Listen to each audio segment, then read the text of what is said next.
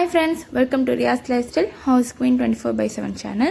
இன்னைக்கு வந்து டே 2 ஓட ஃபுல் டே மீல் பிளான் பார்க்கலாம். மார்னிங் பிரேக்ஃபாஸ்ட்டுக்கு பூரி வெஜிடபிள் குருமா தான் வச்சுருந்தேன். அதுக்கு ஒரு குக்கரில் ஒரு 2 டேபிள் ஸ்பூன் எண்ணெய் விட்டு 2 பட்டை 2 கிராம்பு 1/2 டீஸ்பூன் சோம்பு போட்டு தாளிச்சிக்கோங்க. கூட 1 டேபிள் ஸ்பூன் இஞ்சி பூண்டு பேஸ்ட்டை போட்டுட்டு லோ ஃப்ளேமில் வச்சு நல்லா வதக்கிக்கோங்க. நீங்கள் வதக்கிட்டே இருக்கப்போ அடி பிடிக்காது.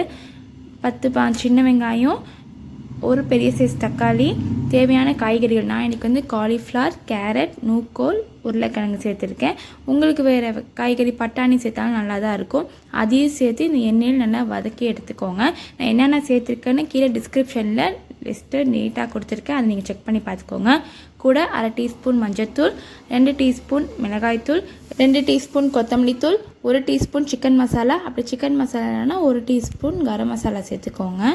நல்லா அது எண்ணெயில் நல்லா வதங்கணும். காய்கறி வதங்குற நேரத்தில் நம்ம ஒரு தேங்காய் பேஸ்ட் ரெடி பண்ணிடலாம். அதுக்கு காமூடி தேங்காய், 1 டீஸ்பூன் சோம்பு, 1 டீஸ்பூன் கசகசா, 5-6 முந்திரி பருப்பை மிக்ஸி நல்லா நைஸ் பேஸ்ட்டாக அரைச்சி எடுத்துக்கோங்க. அதையும் இது கூட ஆகி ஒரு நல்லா வதக்கிட்டு 5 டம்ளர் தண்ணி சேர்த்துக்கோங்க. மீடியம்லேருந்து 7 விசில் விட்டு இறக்குனீங்கன்னா சூப்பரான குருமா ரெடி. கொத்தமல்லி தழை தூவி இப்போ நான் இன்றைக்கி பூரியோட சர்வ் பண்ணேன். நல்லா இருந்துச்சு. பூரிக்கு நல்ல காம்பினேஷன். இதை ட்ரை பண்ணி பாருங்கள்.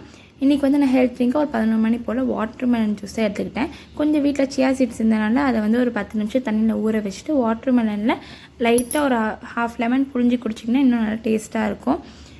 மதியான சாப்பாட்டுக்கு மீல் மேக்கர் பிரியாணி ரைத்தா தான் பண்ணியிருந்தேன். இது வந்து 1/4 கிலோ அரிசி தான், 2 பேர் சாப்பிட்லாம். அதுக்கு 2 பெரிய சைஸ் வெங்காயம், 10 பல் பூண்டு, பவுண்டுக்கு பாதி அளவு தான் இஞ்சி எடுத்துப்பேன், 4 பச்சை மிளகா. இது எல்லாத்தையும் ஒரு மிக்சர் ஜாரில் ட்ரான்ஸ்ஃபர் பண்ணிக்கோங்க. கொஞ்சம் குறப்பாக அரைச்சி எடுத்துக்கோங்க. மசாலா ஐட்டம்ஸ்க்கு வந்து 2 பட்டை, 2 கிராம்பு, 2 ஏலக்காய், கொஞ்சமாக கல்பாசி, சோம்பு, 2 அன்னாசி போட இதில் வந்து நல்லா பவுடராக அரைச்சி எடுத்துக்கிட்டேன்.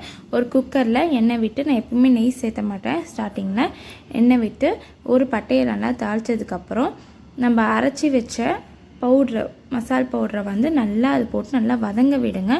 ரொம்ப கறியை விட்டுறாதீங்க. லோ ஃப்ளேம்லேயே வந்து ஒரு நிமிஷம் வதங்கினா போதும், நல்ல ஒரு வாசம் கிடைக்கும். அதுக்கப்புறம் நம்ம அரைச்சி வச்ச பேஸ்ட்டு வெங்காயம், இஞ்சி பூண்டு, பச்சை மிளகாய் சேர்த்து நல்லா ஒரு மீடியம் ஃப்ளேமில் 10 நிமிஷம் நல்லா வதங்க விடுங்க.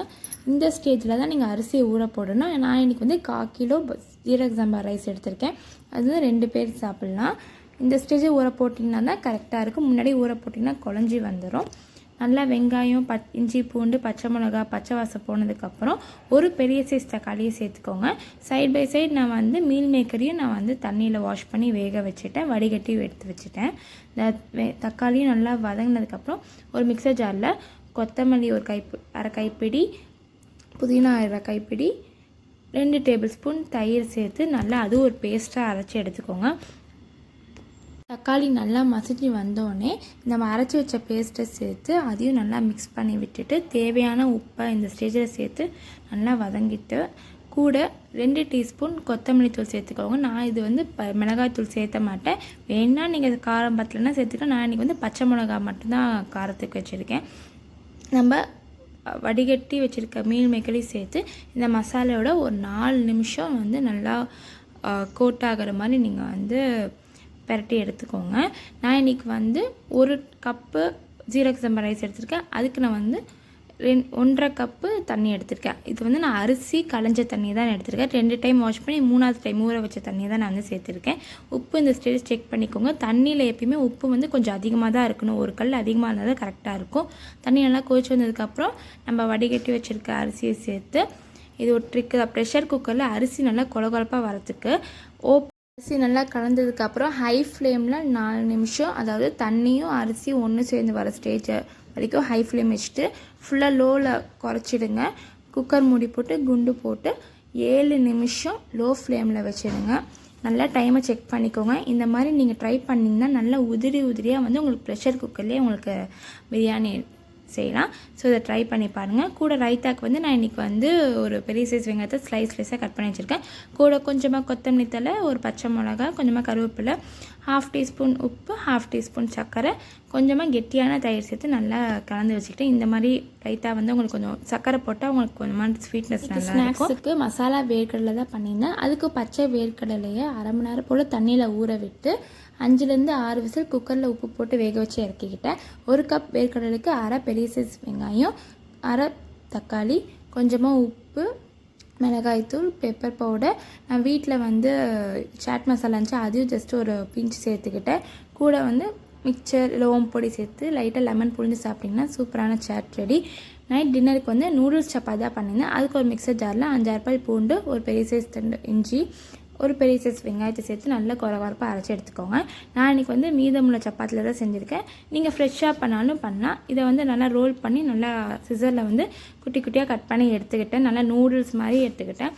ஒரு பேனில் எண்ணெய் விட்டு 2 பட்டை, ஒரு கிராம்பு சேர்த்து நல்லா பொரிஞ்சதுக்கப்புறம் நம்ம அரைச்சி வச்ச வெங்காயம், இஞ்சி, பூண்டு விழுதி சேர்த்து நல்லா பச்சை வாசம் போனது வரைக்கும் நல்லா வதக்கி எடுத்துக்கோங்க. ஒரு பெரிய சைஸ் தக்காளி மிக்சரில் நல்லா வந்து கிரைண்ட் பண்ணி கூட சேர்த்து நல்லா வதங்க விடுங்க. கூட அரை டீஸ்பூன் மஞ்சள் தூள், அரை டீஸ்பூன் கரம் மசாலா, 1 டீஸ்பூன் மிளகாய்த்தூள், 1 டீஸ்பூன் கொத்தமல்லி தூள், தேவையான உப்பு. ஏன்னா மாவுலேயே கொஞ்சம் உப்பு இருக்குது, ஸோ பார்த்து சேர்த்துக்கோங்க. நல்லா வதங்கினதுக்கப்புறம் கூட கொஞ்சமாக கருவேப்பிலை, கொத்தமல்லி இந்த ஸ்டேஜ் சேர்த்திங்கன்னா நல்லா ஃப்ளேவர்ஃபுல்லாக இருக்கும். கொஞ்சம் ½ டம்ளர் தண்ணி ஊற்றி இந்த பச்சை வாசம் போகிற வரைக்கும் கொதிக்க விடுங்க.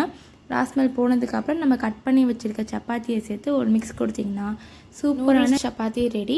பிடிச்சிருந்தால் லைக் பண்ணுங்கள். இதே மாதிரி டெய்லி அப்டேட்ஸ்க்கு மறக்காமல் நம்ம சேனலை சப்ஸ்கிரைப் பண்ணிக்கோங்க. கூடவே பெல் ஐக்கானை கிளிக் பண்ணிக்கோங்க. தேங்க்யூ.